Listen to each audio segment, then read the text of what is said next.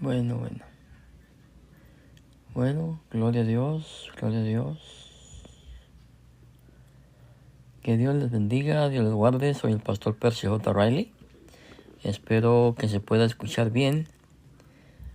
Gloria a Dios. Vamos a comenzar en breve. Gloria al Señor Jesús.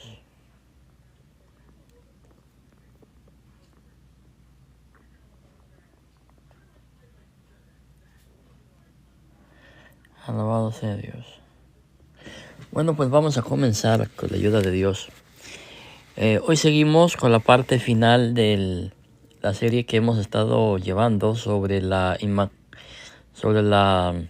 perpetua virginidad de María. Y hoy estaremos dando la última parte sobre si Jesús violó la ley de Moisés al encargar a Juan el cuidado de su madre. Y ayer nos quedamos en el capítulo 3 de San Marcos, versículo 35. Y ahí encontramos la historia cuando Jesús dijo que sus hermanos son los que hacen la voluntad de Dios. Entonces aquí estas personas dicen que Jesús está dando más importancia a la familia espiritual que a la familia carnal.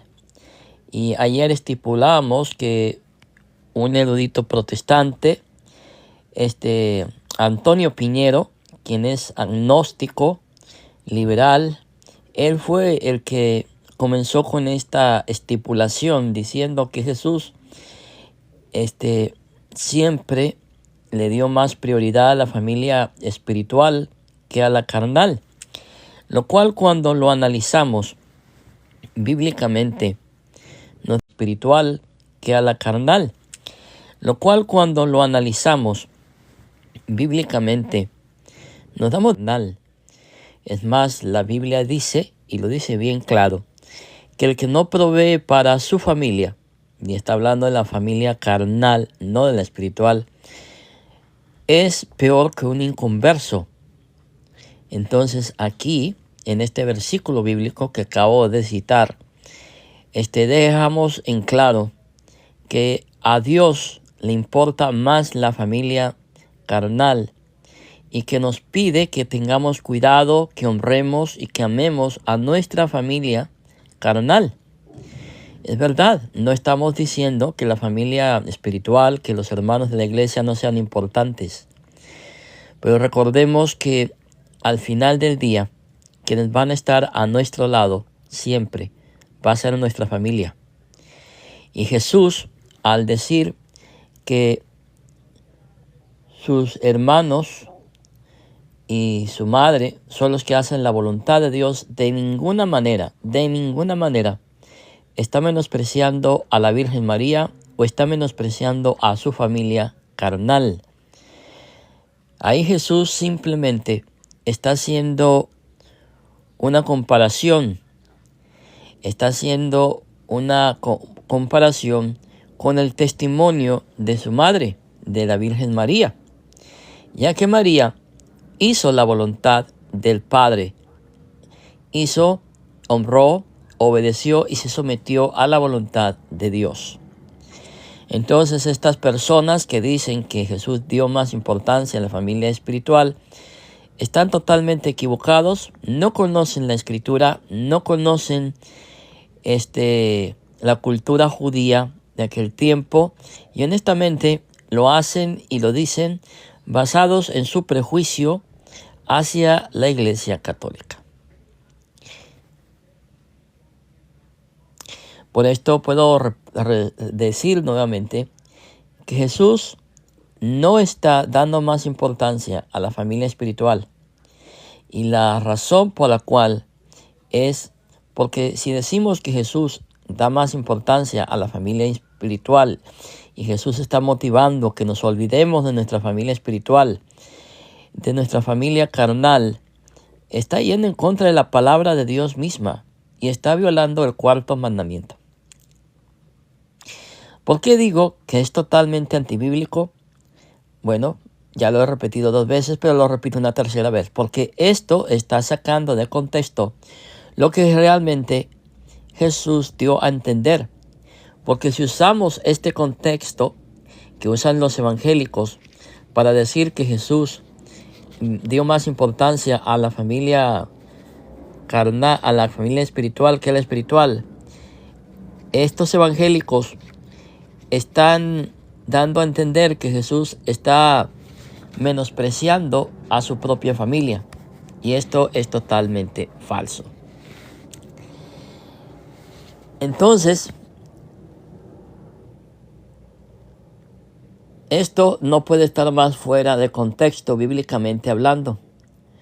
Lo que este concepto enseña es que ya no me puedo independizar de mi familia carnal, olvidarme de ellos, olvidarme de mi mamá, de mi papá, de mis hermanos, de mis tíos, de los que estuvieron conmigo en mi niñez, y reconocer a la familia espiritual, a la familia de la iglesia, como la única familia que yo necesito.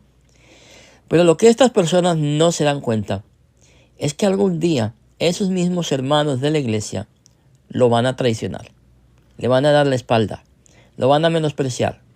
Tarde o temprano hay áreas en la iglesia que decepcionan y mucha gente se va de las iglesias. Y lo triste de todo es que estas personas que salen decepcionadas de la iglesia porque han visto la realidad del ser humano, se encuentran solas porque abandonaron a su familia y no tienen el valor de regresar a su casa. Pero yo les motivo, si hay alguna persona que se encuentra en ese lado, que primero no se olvide de Dios y que regrese al hogar. Por ende, puedo olvidarme, ese es el concepto que se enseña con esta cosa que dije. Puedo olvidarme de todos aquellos y adoptar a la familia espiritual como mi nueva familia en Cristo. Esto no es lo que la Biblia enseña. Esto es lo único que enseña, es todo lo contrario de lo que realmente enseña. La Biblia no enseña en ninguna parte de la Biblia que debemos de abandonar a nuestra familia.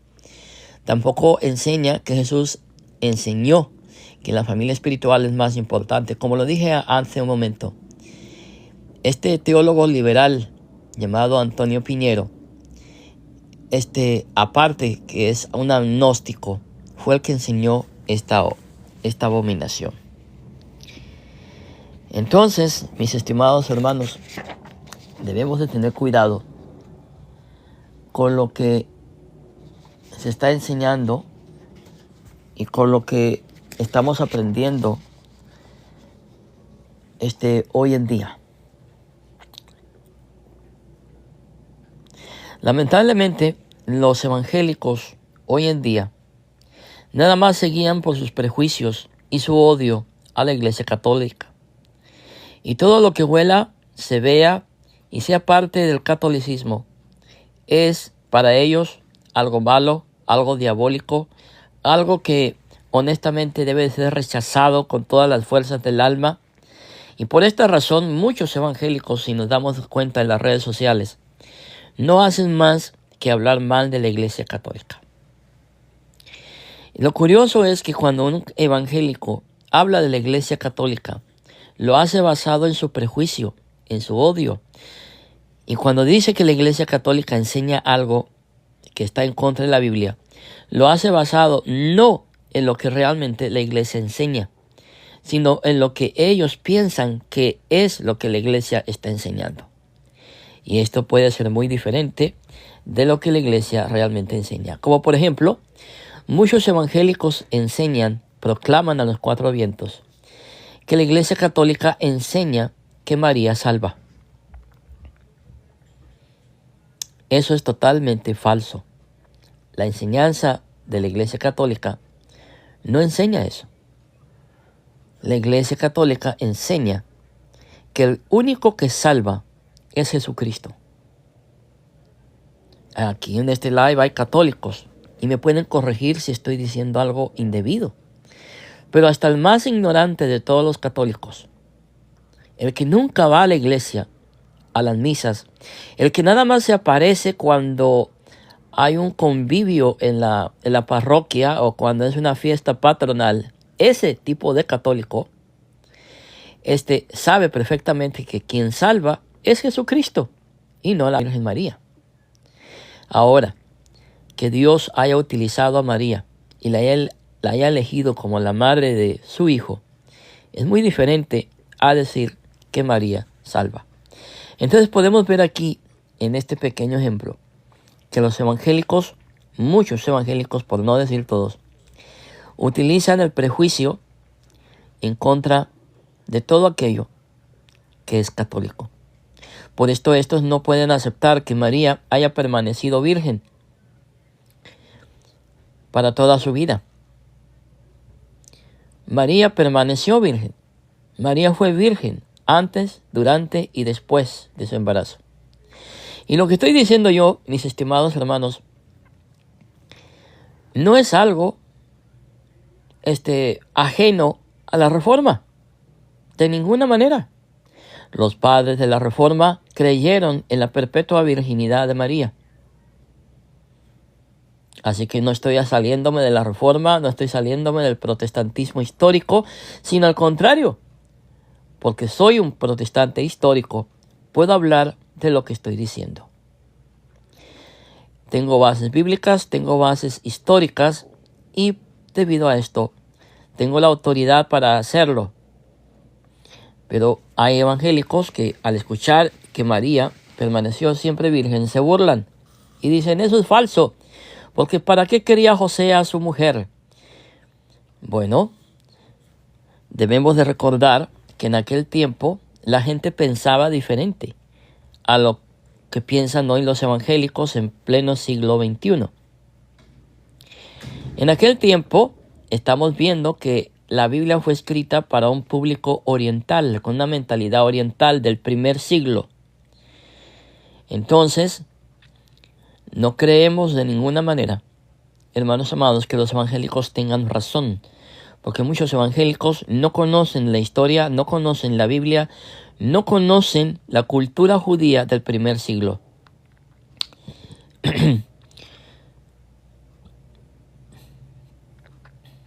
Entonces, muchos evangélicos dicen, si aquí fuera la palabra primos, hablando de los, como ellos se refieren, se estuvieran refiriendo a primos, se usaría el término como anexos. Lo que estos evangélicos olvidan es que la palabra adelfos tiene varios significados, entre ellos primos o parientes lejanos. Gloria al Señor.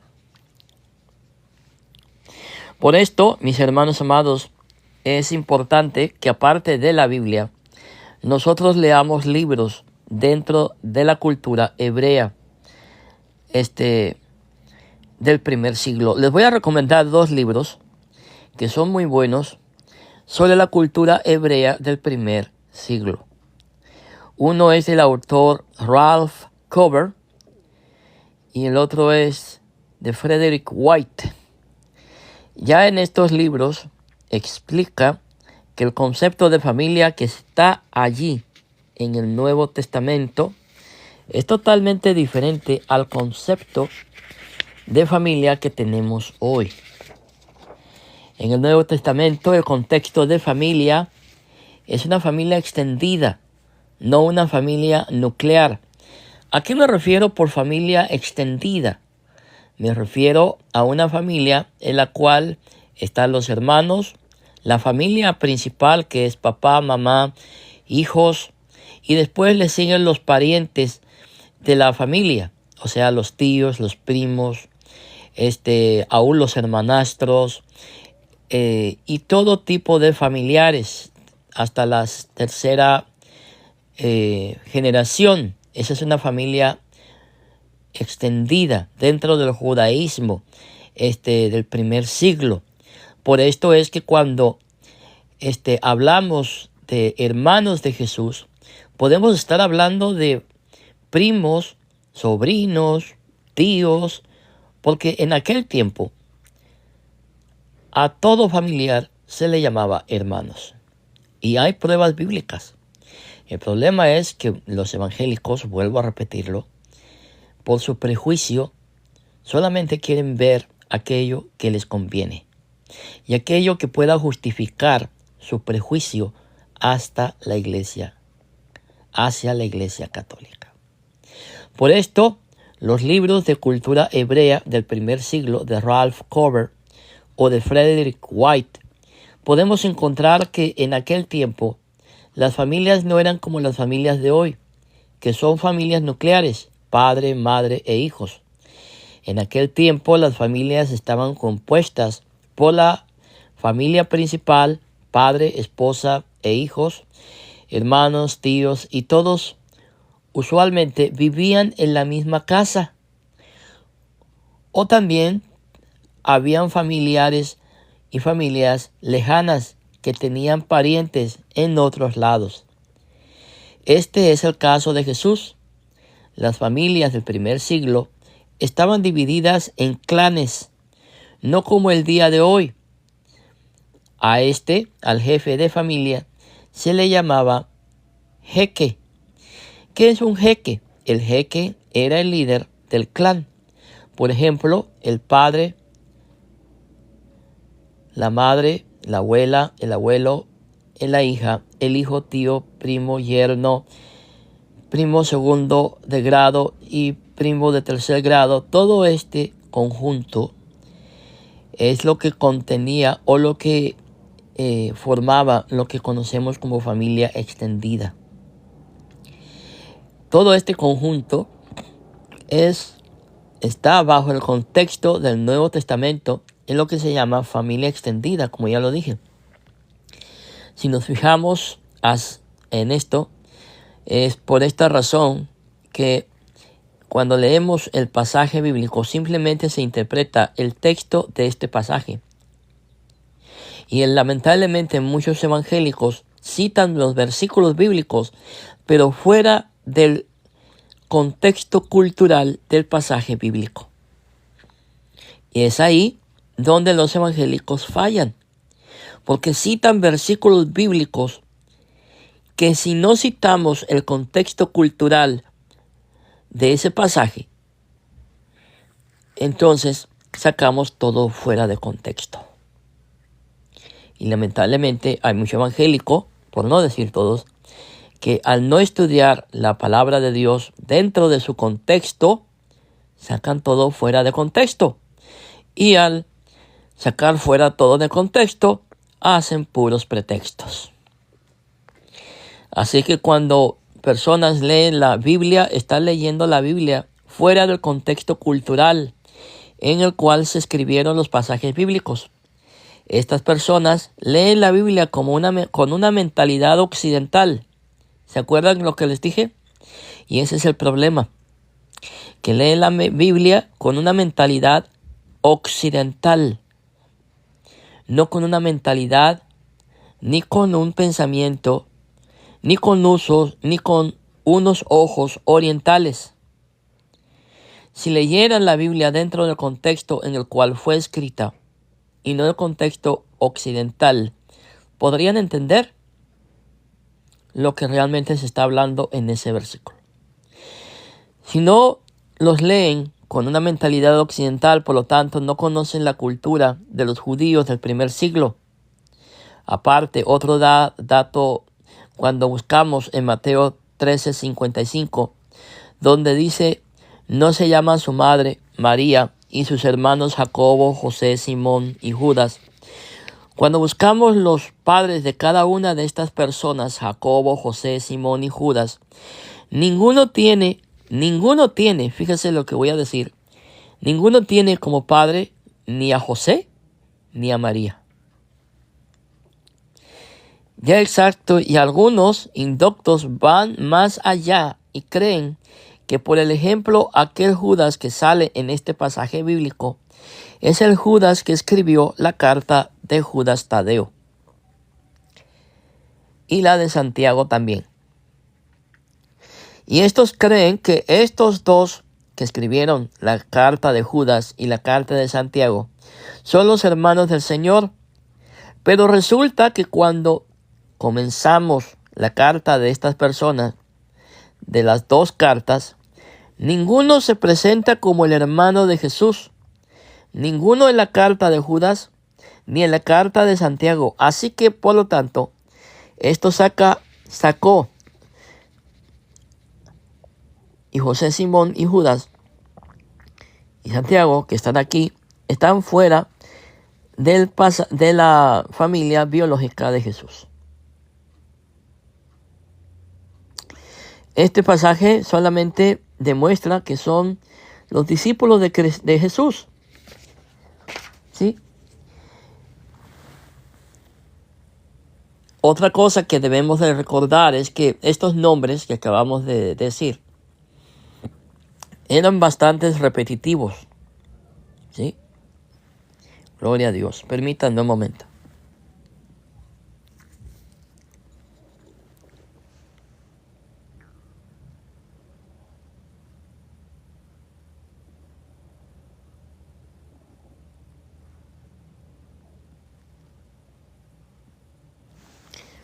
Hay otro argumento que los evangélicos sostienen en contra de la Iglesia Católica para desmentir y quitar valor a la perpetua virginidad de María.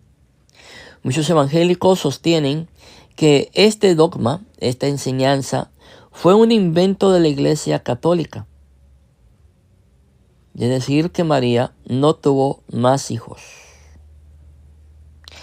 Esto es también completamente falso, porque tenemos documentos que avalan que María era virgen después del parto. Y estos documentos vienen desde el año 150. Y me van a preguntar, ¿y cuál es ese documento, pastor, donde dice que María era virgen? Bueno, es el protoevangelio de Santiago, año 150. El evangelio protoevangelio de Santiago se nos relata la historia de cómo María era virgen y se nos habla. Y muchos evangélicos van a decir, este evangelio no es válido porque es un evangelio apócrifo, un evangelio que no está en la Biblia. Bueno, déjenme decirle alguna cosa. Muchos evangélicos utilizan documentos apócrifos cuando a ellos les conviene.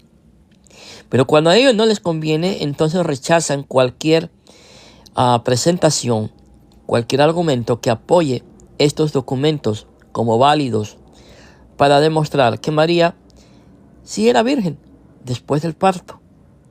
Y el protoevangelio de Santiago habla de eso exactamente. Hay una pequeña historia donde se dice que María fue virgen. Los escritos de Orígenes también, de comienzo del siglo III, fíjese bien, siglo III, nos muestra que María era perfectamente virgen. Ya en la Biblia se distingue entre los hermanos y parientes. Bueno, esto es totalmente estúpido, podríamos decir,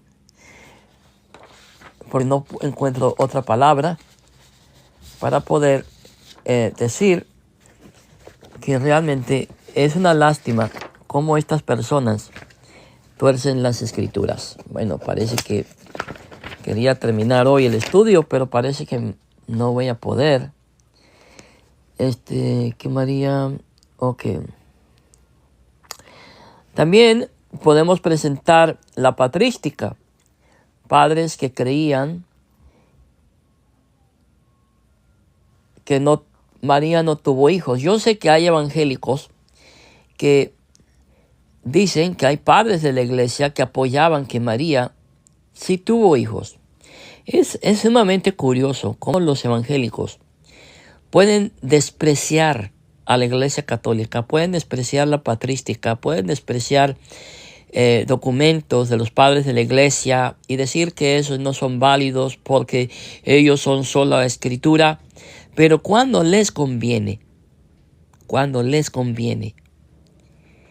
entonces citan padres de la iglesia, citan documentos de la iglesia que según, entre comillas, apoyan su posición doctrinal. Pero lo curioso es que cuando se estudia el contexto en el cual los padres de la iglesia dijeron lo que dijeron, nos damos de cuenta que estas personas citaron a los padres de la iglesia fuera de contexto. No olvidemos que aunque los padres de la iglesia dijeran algo que supuestamente va en contra de lo que la iglesia enseña, no dejan de ser católicos. Exactamente. Entonces, siempre, muchas gracias por el regalo, no dejan de ser católicos. Bueno, vamos a mencionar algunos padres que apoyan que María no tuvo hijos. Como por ejemplo Atanasio, Ambrosio, San Agustín, otro Jerónimo y tantos otros más que apoyaban la perpetua virginidad de María. Ahora, hay algunos evangélicos que dicen, pero hay padres de la iglesia que no apoyaban la perpetua virginidad de María. Mire, para empezar, esto no es una competencia. Esto no es una competencia. ¿Sí? Como ya lo dije anteriormente, al final de todo, los padres de la iglesia tienen que someterse al magisterio de la iglesia. ¿Por qué? Porque son católicos.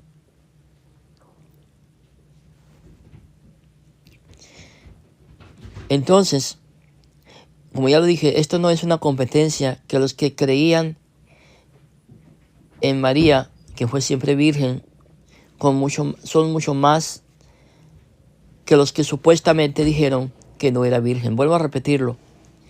Son mucho más los padres de la iglesia que creían en la perpetua virginidad de María que los que supuestamente no creían que María era virgen. Y no es simplemente es algo que dijeron los padres de la iglesia. Ciertos padres de la iglesia. Tertuliano dijo que María tuvo hijos. Eso lo dijo Tertuliano, pero eso no significa que eso sea así, porque se transforma en unas falacias de Menecundian. ¿Conocen las falacias Menecundian? Tengo una idea, pero si se me la refresca, ya las falacias Menecundian es cuando yo, por defender mi argumento, cito a X persona. Como por ejemplo, los evangélicos cuando citan a algún padre de la iglesia que supuestamente está defendiendo la posición evangélica. Eso es una falacia Menecundian.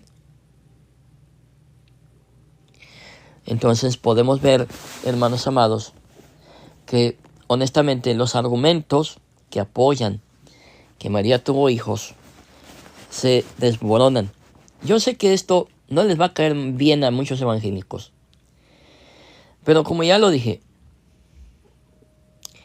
lamentablemente la iglesia evangélica basa sus argumentos muchas veces en el prejuicio hacia la iglesia católica.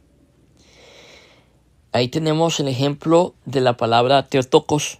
Muchos evangélicos están en contra de la palabra Theotokos, del dogma de la Theotokos. Pero cuando estudiamos el dogma de la Theotokos, nos damos de cuenta que ese dogma es un dogma total y absolutamente cristológico. Porque ahí no se está hablando de María, no, se está hablando de los méritos de Cristo. Cuando decimos que María es la Madre de Dios, estamos dando a entender claramente, sin ninguna duda, que la mujer que llevó en su vientre a Jesucristo es la Madre de Dios. ¿Por qué razón María es la Madre de Dios? Bueno, porque Jesús es Dios encarnado. Simplemente, esa es la razón por la cual llamamos a María Madre de Dios. Porque ella, siendo una mujer,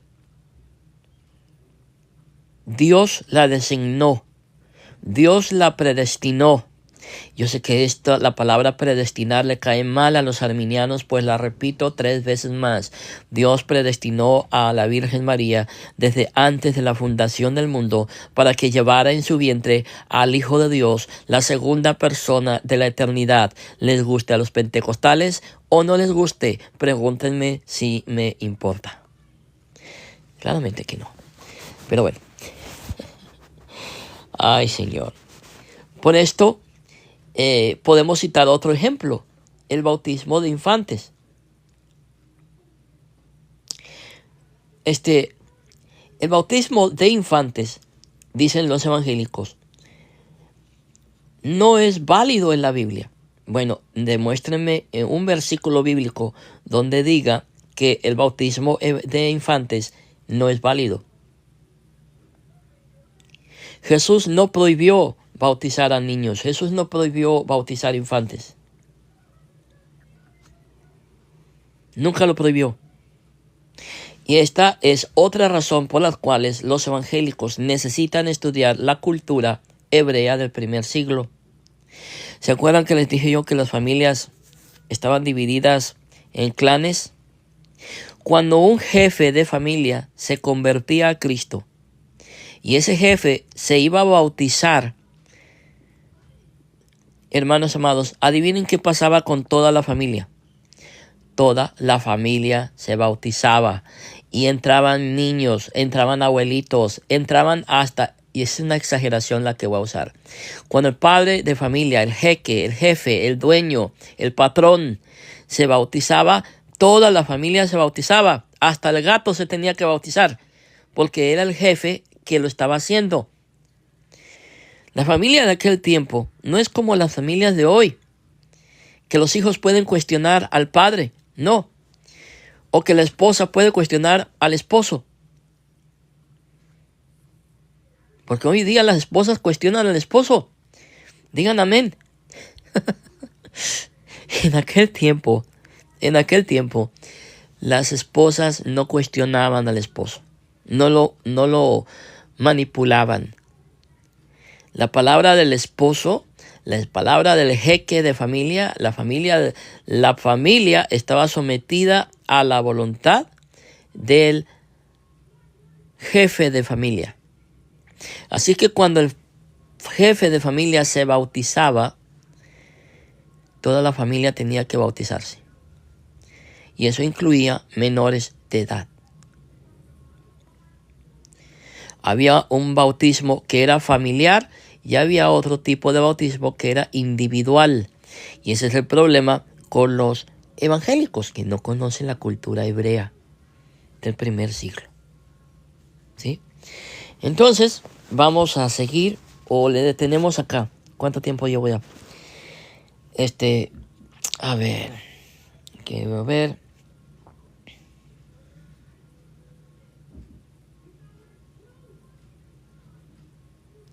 La historia,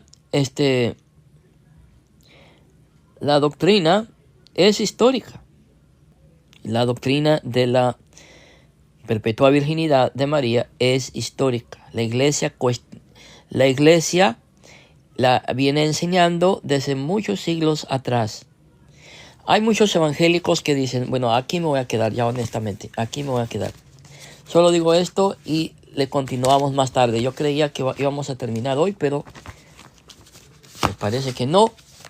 Se está haciendo muy largo el video y pues no los quiero aburrir. Gloria a Dios. Bueno, vamos a continuar.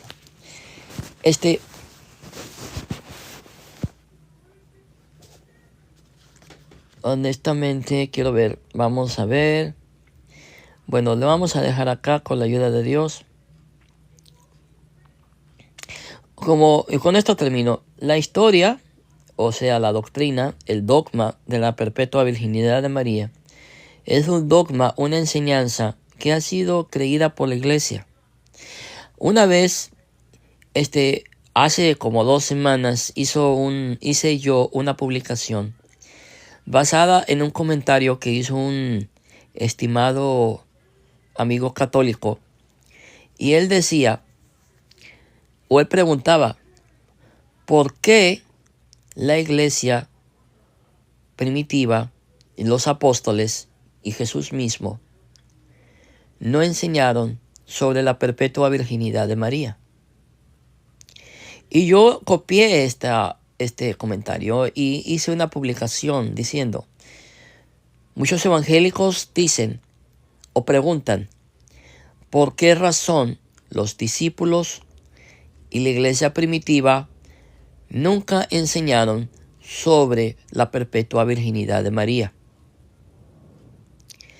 Y yo contesté: porque sencillamente no habían nacido los herejes para que cuestionaran tal enseñanza.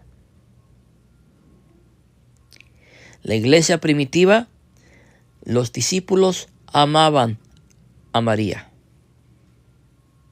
la respetaban, algo que los evangélicos no hacen. Ellos dicen: nosotros sí amamos a María. Los evangélicos dicen: nosotros sí respetamos a María. Pero son unos mentirosos hipócritas, porque después de haber dicho que aman a María, que respetan a María, le andan diciendo que es un vientre de alquiler, que es una mujer cualquiera, y que fue un vaso que Dios utilizó, pero que después lo dejó a un lado.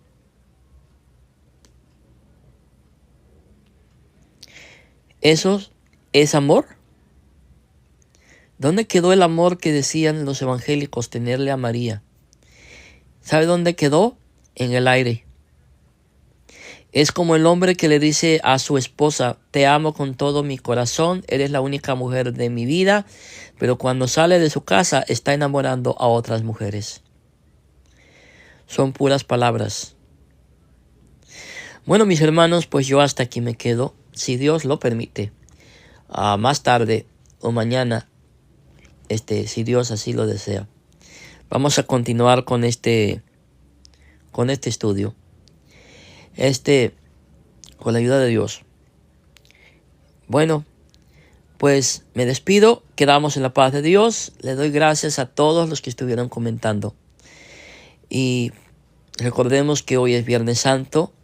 Hoy conmemoramos la muerte de nuestro Señor Jesucristo en la cruz del Calvario. Y pues queden en la paz de Dios. Hasta mañana, si Dios lo permite. Gracias por sus comentarios. Gracias por los comentarios positivos, pero también gracias por los comentarios negativos. Cada quien da lo que da, porque es lo que tiene en su corazón. No se puede pedir más.